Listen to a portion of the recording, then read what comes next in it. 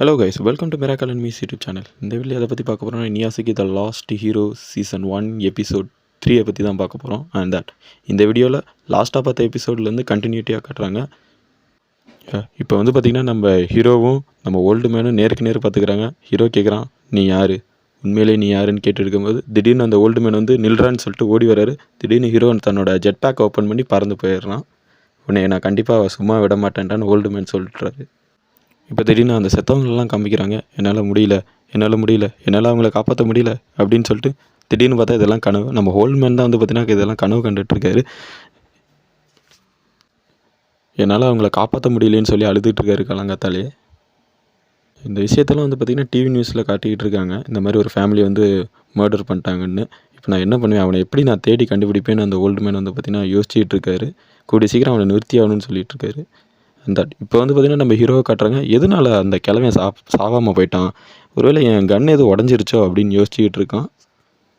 இப்போ நம்ம ஹீரோ தான் காட்டுறாங்க. ஹீரோ வந்து அவனோட ஃப்ரெண்ட் ஹேண்டோ வீட்டில் உட்காந்து காமிக் படிச்சுட்டு இருக்கான். நீ எத்தனை நாளைக்கு தான் ஸ்கூலுக்கே வராமல் வீட்டிலே இருக்க போகிற அப்படிங்கிறான். சரி வரேன் பார்க்குறேன் அப்படிங்கிறான். இப்போ ஹேண்டோ கையில் வந்து ஒரு ஷார்ப்பான பேப்பர் கிழிச்சிருச்சுன்னு சொல்லும்போது, இதுதானே விஷயம், நான் பார்த்துக்கிறேன்னு உடனே அதை ஹீல் பண்ணிடுறான்.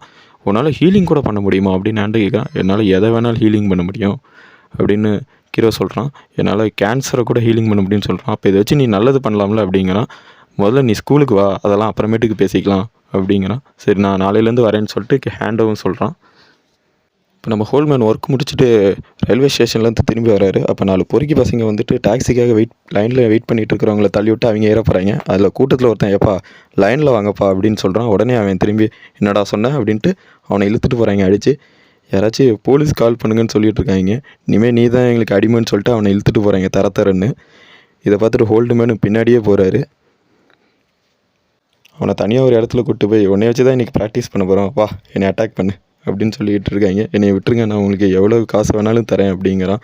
வா வந்து அட்டாக் பண்ணு, பாக்ஸிங் இது பண்ணு அப்படின்னு சொல்லிட்டு சண்டைக்கிட்ட இது பண்ணிகிட்டு இருக்காங்க. அப்போ ஹோல்மேன் இருந்துக்கிட்டு இங்கேருந்து ஓடிடு அப்படிங்கிறாரு. யாரா அவன் அப்படின்னு திரும்பி பார்த்தா ஹோல்மேன் அங்கே நின்றுட்டுருக்காரு.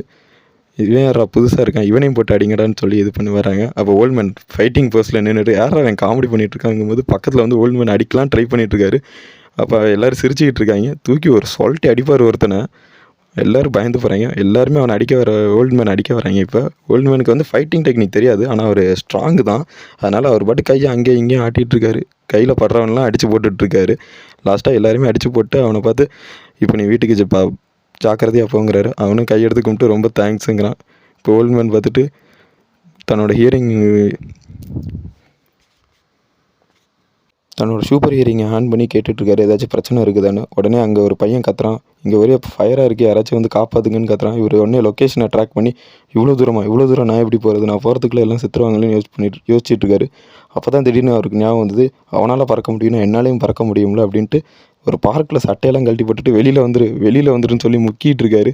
அப்போ திடீர்னு அங்கே போகிறவங்க, இந்த ஆள் எதுக்கு இந்நேரத்தில் எக்ஸசைஸ் பண்ணிகிட்ருக்கான் அப்படின்னு சொல்லி பார்த்துட்ருக்காங்க. சீக்கிரம் வெளியில் வா அப்படின்னு சொல்லிட்டு முதுவை போட்டு சொரிஞ்சிட்ருக்காரு. திடீர்னு அவரோட ஜெட் பேக் இப்போ ஓப்பன் ஆகுது. இதை வச்சுட்டு சீக்கிரம் பறன்னு சொல்லிட்டு கத்திட்டு கிடக்கிறாரு. அவரால் பறக்க முடியல. அப்புறம் திடீர்னு ஆக்டிவேட் ஆகி அதுவாக பறக்குது. பறந்துட்டார், ஆனால் அவரால் அதை கண்ட்ரோல் பண்ண முடியல. அவர் பாட்டி எங்கெங்கேயோ சுற்றிட்டு இருக்காரு.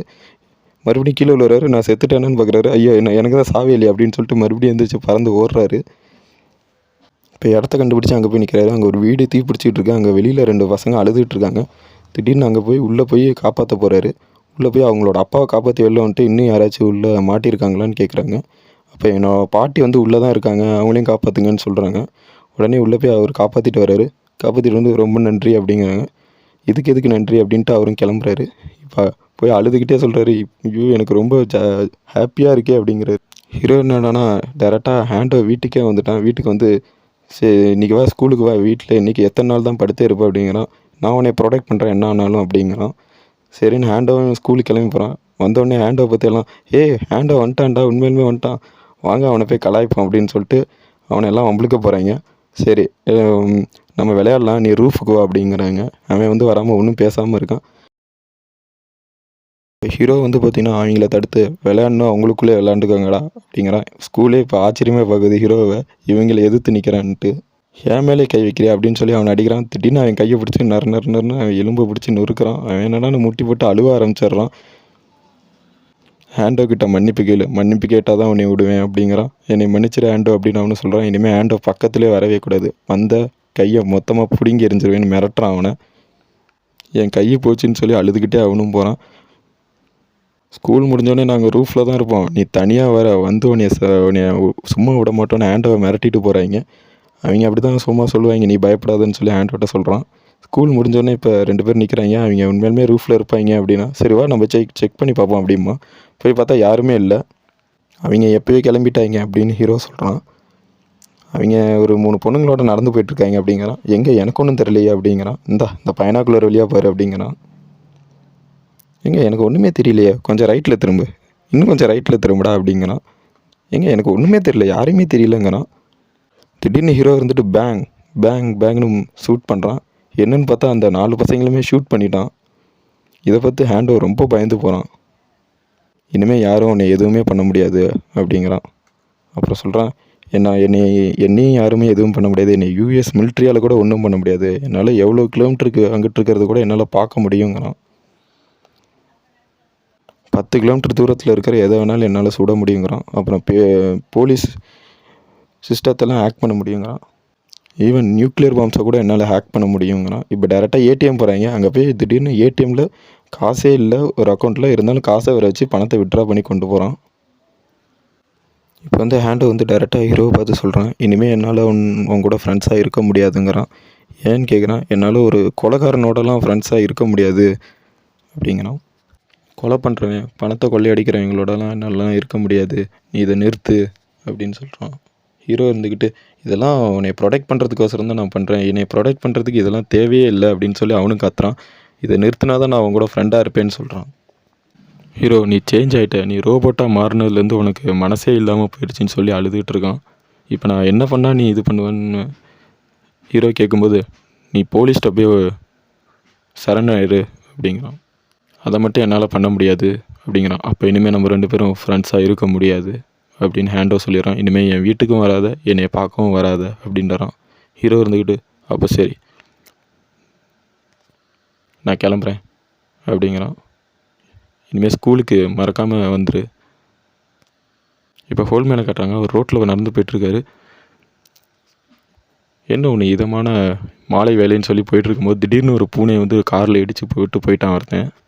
அவர் போய் அனிமல் அழுதுகிட்டே அதை கொண்டு போய் ஹாஸ்பிட்டலில் போய் சேர்க்கணுன்னு சொல்லிட்டு அழுதுகிட்ருக்காரு. இப்போ நான் என்ன பண்ணுவேன்னு சொல்லி அழுதுகிட்டு அதை பார்த்துட்டு இருக்கும்போது அவருக்கும் ஹீலிங் எபிலிட்டி இருக்குங்கிறது இப்போ தான் அவர் ரியலைஸ் பண்ணுறாரு. இப்போ அவர் அந்த பூனையை வந்து ஹீல் பண்ணுறாரு. என்னால் இதையும் பண்ண முடியுமான்னு பார்க்குறாரு. அந்த பூனை என்னென்னா ஒன்றுமே நடக்காத மாதிரி நார்மலாக எந்திரிச்சு போகுது. இதுதான் அமேசிங்கான பவர், தேங்க்யூ காட் அப்படின்னு சொல்லிட்டு டேரெக்டாக எங்கே போகிறாருன்னா ஹாஸ்பிட்டல் போகிறாரு. ஹாஸ்பிட்டலில் டேரெக்டாக கேன்சர் பேஷண்ட் இருக்கிற வார்டுக்குள்ளே போய் எல்லோரையும் ஹீல் பண்ணுறதுக்காக போகிறாரு. இங்கே ஹீரோ கட்டுறேன், மறுபடியும் அவன் தனியாக ரோட்டில் நடந்து போயிட்டுருக்கான். நடந்து போயிட்டுருக்கப்போ திடீர்னு என்ன நினச்சான்னு தெரியல, திடீர்னு ஒரு வீட்டுக்குள்ளே போய் எல்லோரையும் போட்டு தள்ளிட்டு அவன் பாட்டுக்கு வெளில வரான். வெளில வந்து 2 சின்ன பசங்க போகிறாங்க, அவங்கள பார்த்து சுடலாங்கிறான். அதுக்குள்ளே அவங்க ஓடிடுறாங்க.